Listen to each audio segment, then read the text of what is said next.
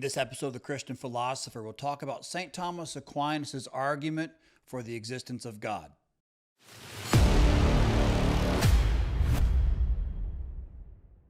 Welcome back, everyone. Scott Sullivan here from the Aquinas School of Theology and Philosophy. Today we are talking about St. Thomas Aquinas' argument for the existence of God. This argument's going to I'm going to cover this argument in actually two videos. This is the first part one of this two-part series on St. Thomas Aquinas' argument.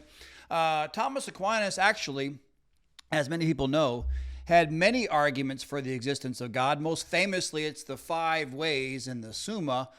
This one that I'm talking about here is just one of his arguments. It's actually the second way, and I'm going to try to simplify and explain the argument. He gives the argument in a very summary fashion, and it's condensed, and there's a lot going on there. And so if you just kind of cut and paste, the 5 ways and look at the second way, and that's all you look at, it's like you don't really understand everything in just those words. There's a lot going on under the hood, so to speak. He's writing that argument to people who have already studied philosophy. So if you haven't already studied philosophy, this little short summary, succinct version of it might not make a whole lot of sense. I'm going to try to flesh all this out for you guys. So what we're looking at here is what we call the first cause argument. It's a very old argument. It goes back to Aristotle. There's a version of it that goes back to Plato. And the idea here, it starts with the recognition that there are effects or caused things in the world. And then it asks, well, can everything be caused? Can everything be like that? And the argument is going to say, no, everything can't be caused. It can't be the case that everything that exists is a caused thing. There has to be some uncaused thing or a first cause that causes other things, but it itself is not caused. And through further reasoning, we can say, this argument goes, that this cause has the characteristics of God as classically understood. So here's an important point. This argument actually proceeds in 2 steps. So this video covers step 1. The next video I will do will cover step 2. In step 1, we show that a first cause must exist. And in step 2, we show why we can call that cause God. All right, so let's start with step 1 now, that a first cause must exist. This is an argument from using a posteriori reasoning or reasoning from experience, because we start with a fact about the world. When we look at the world, we can see that there are things in the world that are caused things. These are things that depend on something else for their existence. You, for example, depend on food and water and warmth from the sun and atoms. You depend on other things for your existence. If it weren't for those other things, you wouldn't be here, right? So there are caused things in the world. That's just the fact that we start with in the first part of the argument. And then we just ask this question: could it be the case that everything is like that? Could it be the case that everything that exists is a cause thing? And a little philosophical reflection will tell us, no, that can't be the case. If that were the case, nothing would exist at all.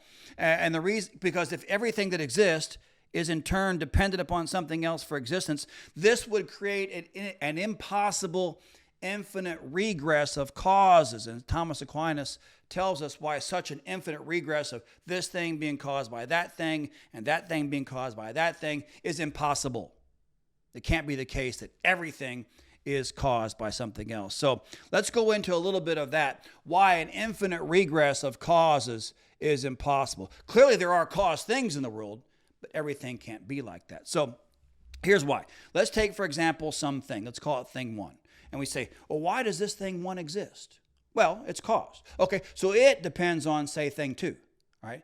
But notice we didn't really explain the existence of thing 1. We pushed off the question onto thing 2, right? Well, now we got to know, okay, well, why does thing 2 exist?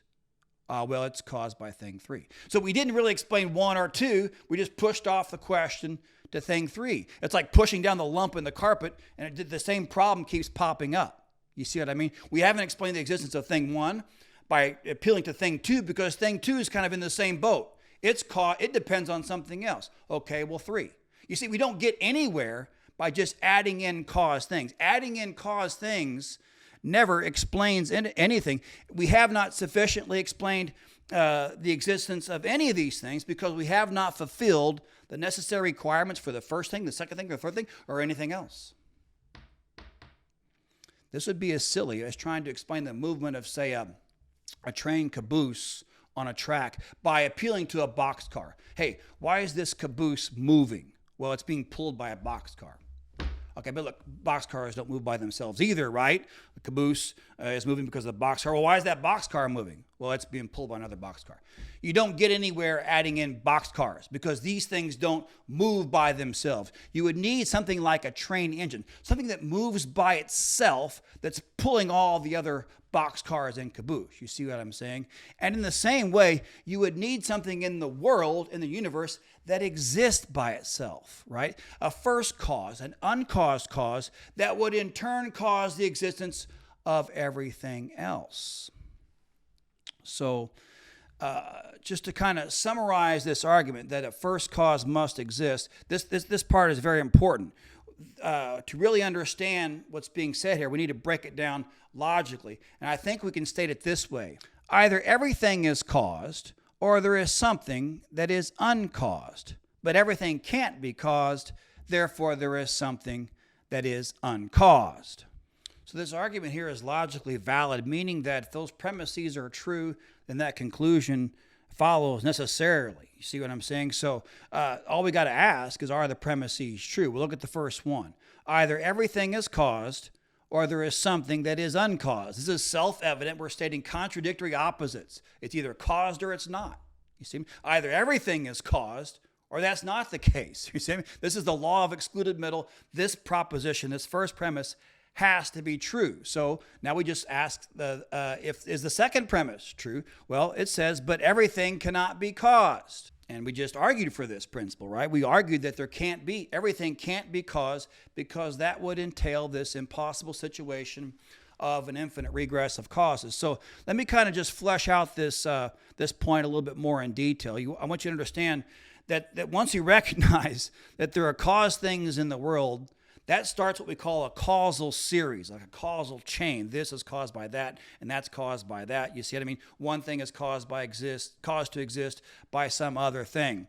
And what's going on here is a philosophical principle that says whatever is caused by another. Whatever is caused by another. Omne quod fit, ab alio fit. In other words, nothing can cause itself to exist, right? Causing your own existence is absurd. It's impossible. It entails a contradiction. The reason why is because if you don't exist, you can't do anything, right? If you don't first exist, you can't cause something else to exist. You can't whatever actions you do presuppose your own existence. And so to cause your own existence, you would have to both not exist because you're getting ready to be caused, and then you'd have to exist in order to cause yourself. You know what I mean? It's kind of like a chicken that lays its egg that it hatches from. It's impossible. You see what I'm saying?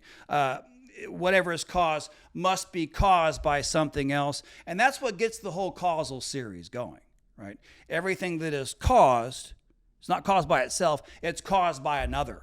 And that thing, if it's caused by another. You see the chain? Right? It goes in a chain. And you can't go in a circle either, right? A causes B, B causes C, and C causes A, because that's the same problem as causing your own existence.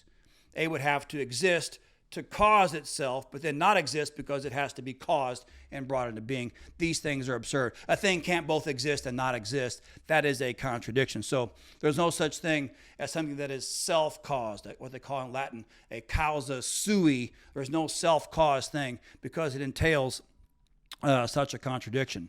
So whatever is caused must be caused by something else, and that's what gets the whole causal series going. But we can't go on forever, as we argued before. If everything in the causal series were caused, there wouldn't be any causing going on at all, because all the existence would be put off to infinity and nothing would actually exist. So what this means here is that every causal series has to have a first. This reasoning actually comes from Aristotle, and Thomas Aquinas picks up on it. It shows us that anytime you have a causal chain or a causal series, there's basically three kinds of causes. There's just the final effect, right? And then there's some middle causes, and then there's a first. So every causal series, Aristotle and Aquinas argues, has to have these three things. It has to have a first, it has to have a middle or middles, right? And a final effect. The final effect is just an effect, and that's all. The middles are causes, but they are also effects. You see what I mean? They have to first be caused before they cause something else. And there may be however many middles, and then there has to be a first cause that's only a cause and not an effect at all. And this first cause is really the true cause of the whole thing.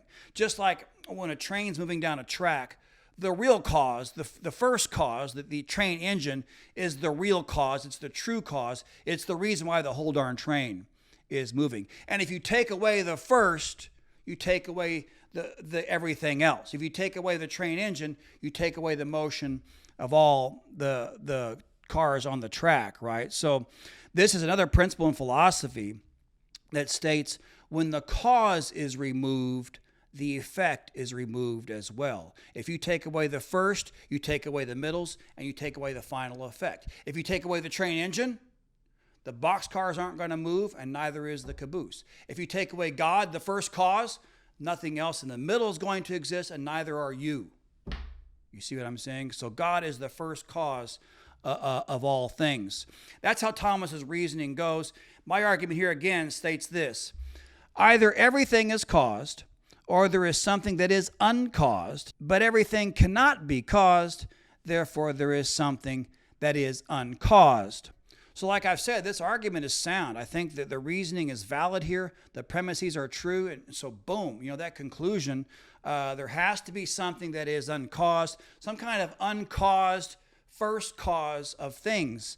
Now, some people think, well, how do you know that's God? It's a first cause. It could be anything. It could be an exploding star. It could be an alien. Why do you say that it's God? Okay, but that's actually the second part of the argument. All we're trying to do here in the first part of the argument is show that there is such a thing.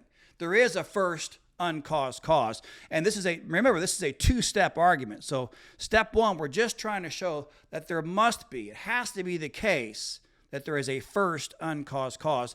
In step two, we'll show why we are justified in calling that cause God.